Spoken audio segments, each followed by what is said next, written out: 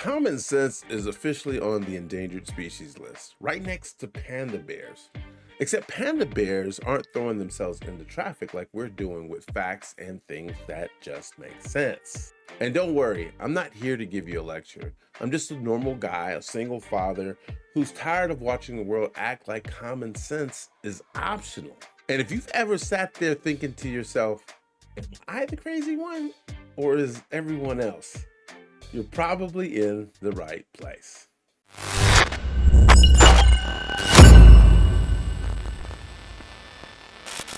Look, facts are great. Science is amazing. But sometimes you don't need a 200-page research paper to figure out that the stove's hot. Why? Because common sense is keeping us from touching it in the first place. Without it, people with these woke agendas and ideologies are making decisions for us as a whole. And while they look good on paper, they're collapsing in the real world faster than my New Year's resolution. Here's the problem. There's this thing called objective reality that's getting thrown around like it's untouchable. Like it says, this version of reality is objective. It can be spun, manipulated, and framed by whoever's holding the microphone at the time. You can have 10 guys in a room that all agree on the facts, but the one guy in the back who's spewing a bunch of nonsense, they're the ones that are getting all the headlines. Why? Because we refuse to ask ourselves, does that make sense? Common sense is like a filter. It cuts through all the nonsense and the noise. Without it, we're just following rules that don't match real life. It's like buying a treadmill to hang laundry on. Technically and officially, we know it's fitness equipment, but our objective reality chooses to identify it as a $700 clothes rack. Doesn't really make sense, does it?